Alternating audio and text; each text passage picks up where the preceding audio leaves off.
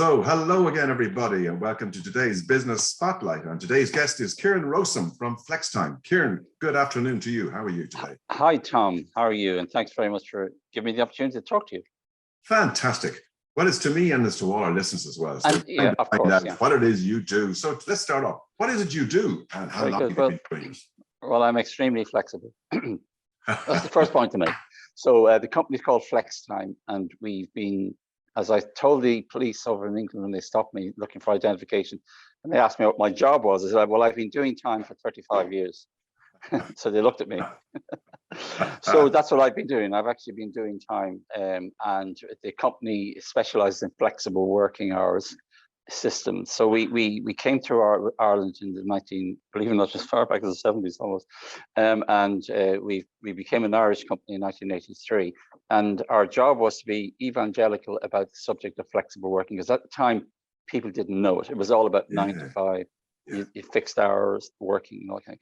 So our first few years was all about kind of coaxing people, talking to the trade unions, talking to senior management and organizations, and it was a job of persuasion. Obviously, we wouldn't make a whole lot of money doing that kind of thing, but what we did was, it was our system ultimately that we were hoping that they would take on.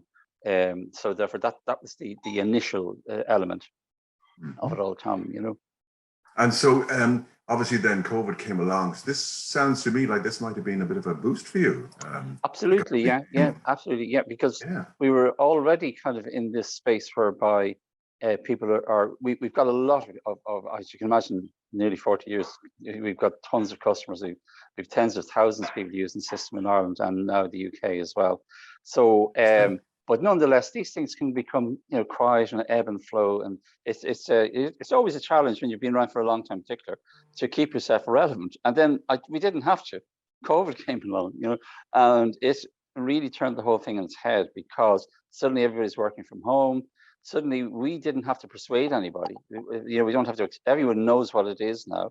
And so therefore we were more in react mode to try and, well, what can we do for people? So we redeveloped the system quite quickly during the COVID period, and we came up with two solutions actually. One is our current solution. We embellished it with all kinds of things around the subject of home working. So now I know when the employee's at home, my supervisor, my team knows it, and equally if I'm in the office, that's also there as well. So we added those kind of home hybrid type of elements to the system very quickly, and it was adopted very quickly by a lot of our customers. Super. That opens a lot of opportunities, I think, for even a lot of people listening here today who have staff working hybridly, in and out and everything else. That sounds like a very good idea. So tell me, 40 years you mentioned the business. You only looked 5. So tell me. I know. I was in short pants. What's the biggest learning that you've had, Ciaran, since you've been a business owner? Yeah, I would say the unpredictability of everything. Like always, like in all those 40 years, I find that everything is unpredictable. Like you get out of bed each day and you just don't know what is going to happen, and maybe we've been a little bit cutting edge with our software and always having to adapt things and think ahead of the possibility.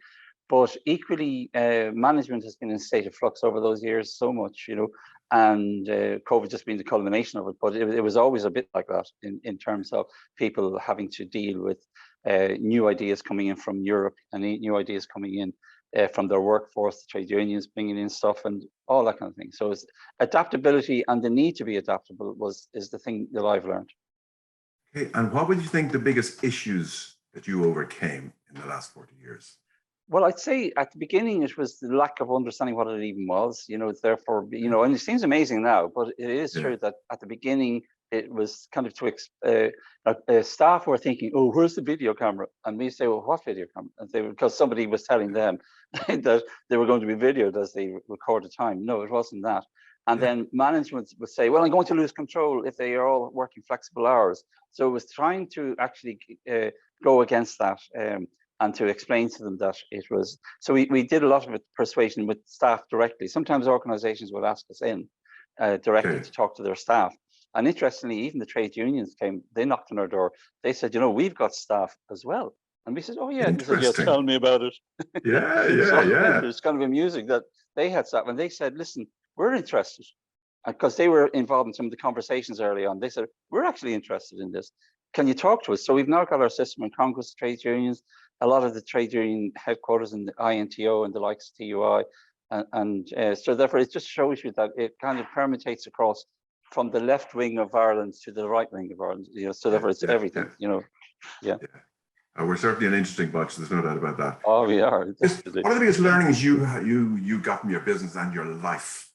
What are some of the biggest learnings you got out of that? Well, I would say, what I was saying earlier, that kind of what I'm finding recently, particularly to do with COVID, I found that the Irish people are very, very, adaptable. So therefore, I was really impressed with how everybody works so well. The citizen in the street, if you like, the health services and the government, to be fair to them. I'm not making a political point, but they did do a good job on the whole thing. And I think what I've learned is that people are working more together than they were when I went into business. We used to have to persuade them to be working together. Now they are working together. And I think that's going to be the big lesson coming out of COVID, is that people are prepared. They're becoming a little bit more thoughtful. They're listening more to one another. And I find that even socially, even in, people are more appreciative. We're all more appreciative. When we go out, we want to meet people and, all that kind of thing. I have to concur with that. I think that's we really, cherish really people big. more. And we're all learning more as well, which I think we are. People are very much open to stuff. It's incredible. Obviously the internet has done all that as well. So it's not only one thing; it's multiplicity of things. And leads me then to a personal question of sorts. What have you learned most about yourself along your journey?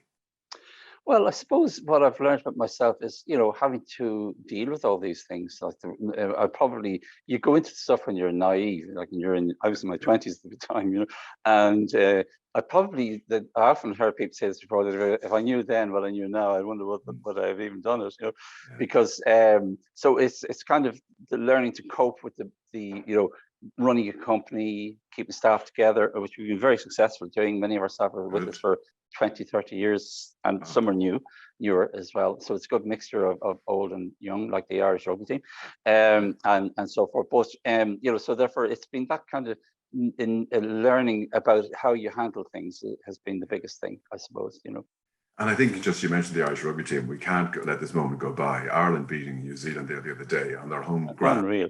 What a But talk about teamship. Talk about fantastic working as a team. Phenomenal. I mean, that was really the success, and I think the New Zealand commentators pointed to that.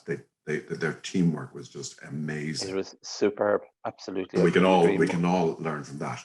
So tell me, Ciaran, what does the future look like for you, and what do you think you're going to see as the main challenges moving forward? Well, we're moving into new markets. So, for example, we now have got our system in the UK in a lot of organizations. For instance, we've got some very, very good projects. We've got all people in the UK passport offices, that's 6,000 staff, are using our system, which is very good for an Irish company to be able to say that we're embedded in the center of the Home Office in the UK. So, and also we've got a goodly number of local authorities and private sector companies, like the financial services people as well. So, but the challenge will be kind of as you go to new markets, people need new things that you haven't heard about, and trying to keep up with all that.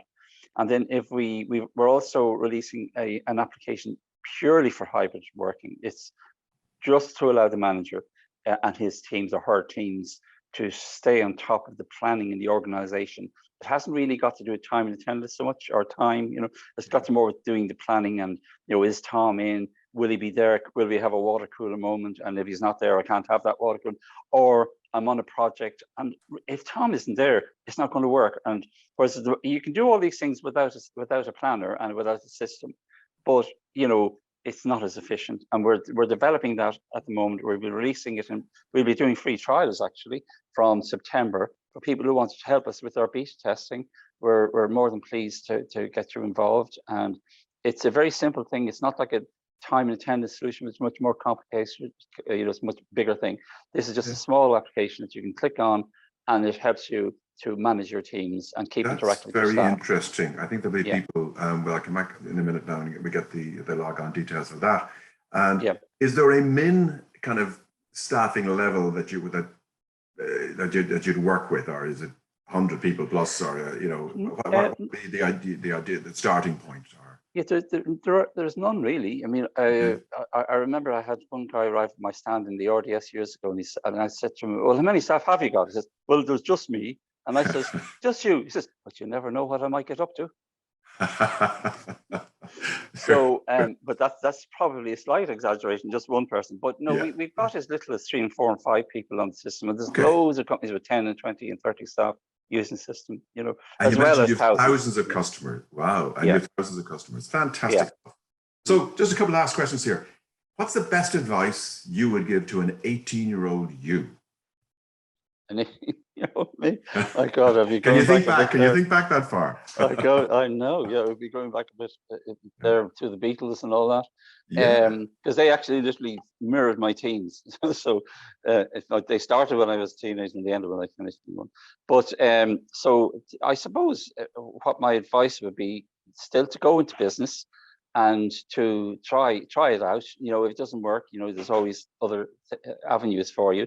I mean, if you're that way inclined, I mean, obviously, not everybody wants to go into business, but I think I think we need more people in business in Ireland and in the software industry. It's a bit of it's slightly suppressed in some respects. Like we hear the Microsofts and the Facebooks and all, but the indigenous industry could get more support, I think, and also could get more attention and maybe even a little bit more respect from the public, that business people are in the main straight, honest, want to do a good job, and not just the software industry, but across the business sector as well. Across the board, absolutely.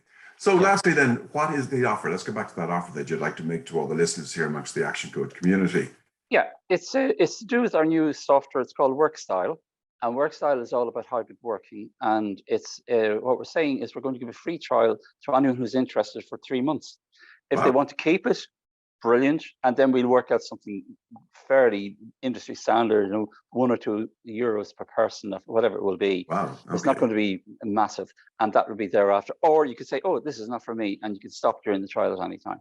You know. And so, where would they go? Can you give people an address they need to go to look at and research all this stuff? Yeah, if it's to do with the WorkStyle product, go to WorkStyle Solutions. That's WorkSolutions.ie. And if you want to know all about flexible working, even shift working and factories, we do them as well. You know, so we've got ticket masters and companies who are not interested in flexible working are also using our system. And you go to our main website, which is Flextime, which is flextime.ie. Fantastic. Ciaran Rowsome, thank you so much indeed for your time today. Really interested to find out about your business and also how long you've been in business and also the thousands of customers you have. Fantastic success. So if anybody wants to avail of this, please just watch the recording again. But there's Ciaran's email is up on the screen there as well. So flextime.ie. Tony, or Ciaran, thank you so much indeed. Thank you very much, Tom. Great to talk to you. Excellent. Thank you. Bye.